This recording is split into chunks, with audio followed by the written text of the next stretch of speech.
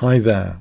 In this lecture, we see Nezhmetdinov against Baskin in 1948, 5th Moldovan Open tournament. We have e4 from Nezhmetdinov, e5, knight f3, knight c6. We go into the Italian game, bishop c4. So the Italian game, as opposed to the Spanish game, or the royal pairs, bishop b5. So bishop c4, the Italian game, bishop c5, white castles, knight f6. Now here, spicing things up, the Deutz Gambit d4. I have covered this in my guide to gambits, if you want to check out gambits generally. So, okay, this is quite a dangerous gambit. Bishop takes d4 is played. If e takes d4, e5, d5, this can lead to very theoretical territory, which is going to be about even. You know, this is, I played with the black side of this. This is very theoretical territory. Knight takes d4, not so good. White just takes on e5, taking out that centre pawn, undermining the knight. This is a small edge already for white. So bishop takes d4. Although it wins a pawn, white is getting a nice dark square bishop without a counterpart, which can be really amazing. We have f4. There's two main moves. f4 or bishop g5 is another one, which can lead to a spectacular idea in this position. Can you see what it is? This is an iconic idea in this variation, that white doesn't play bishop g3 but instead plays f4, blasting things open. So if g takes, f takes, e5, leaving both knights attacked, and this ends up being at least a small edge for white here, or better. So yeah, that is very dangerous for black. But yeah, that's in the bishop g5 line. This is the f4 line, which is also a great move. d6, f takes, d takes, bishop g5, and now a bit of a novelty move, c6.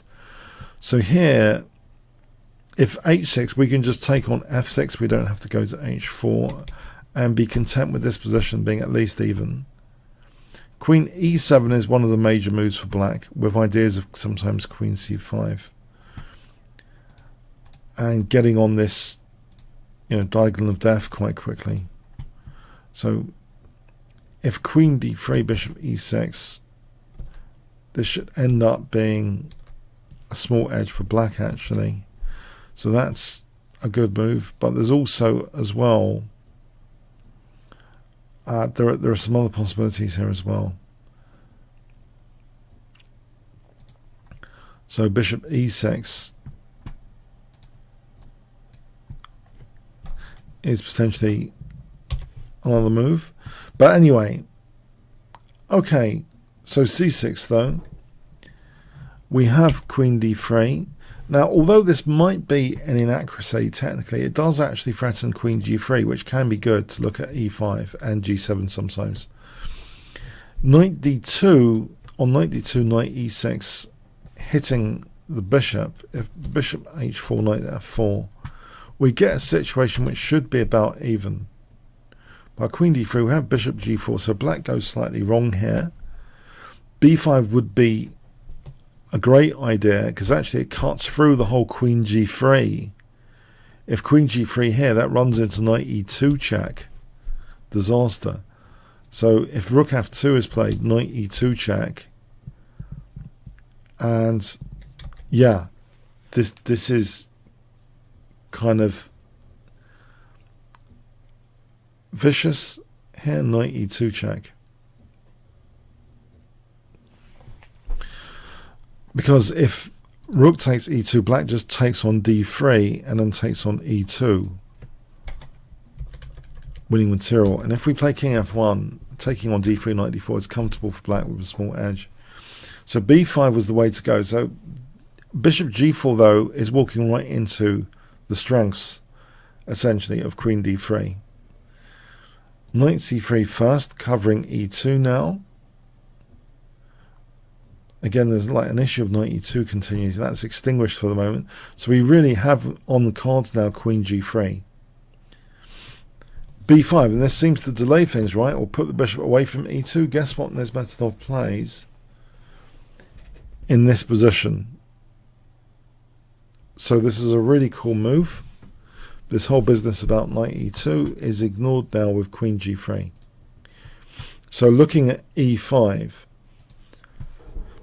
we have queen b6 being played. If b takes c4, what we can do actually is just play bishop takes f6 here, and then queen takes g4 with a small edge at least. Black's structure is smashed, fragmented. We have good compensation. Okay, we are a pawn down. Okay, but with great compensation. So black tries queen b6, and now bishop e3, because the idea now is forget bishop f6, queen takes e5 to hit, undermine the knight. We have queen c5. If b takes c4, let's see that in action. Queen takes e5 check, bishop takes d4. Great advantage. So black tries queen c5, holding e5 it seems.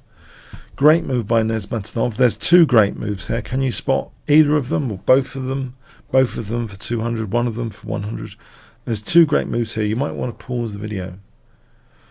There's a great theme of undermining this knight on d4, which is one of black's more advanced pieces, as well as that bishop on the 5th rank on there, you know. So we can undermine the knight here. Bishop d5 is played. By disconnecting the queen from e5, we can take out e5 and then take out d4. Bishop d3 is also strong, just delaying the disconnection idea, playing knight d5 here. And this is kind of vicious. Bishop takes here, bishop takes e5. This is going to be quite vicious. And let's take this further. You know, we're cutting the king from castling queenside. It's just a clear advantage for white here. So bishop d3 is also very strong. Bishop d5 is strong though as well, disconnecting the queen from e5. Black castles queenside. If c takes, let's see this. Queen takes e5 check, and just queen takes d4. And here, in fact, we can further do damage to the black position. What would you play in this position? Yeah, we have a magnificent move here. Rook takes f6.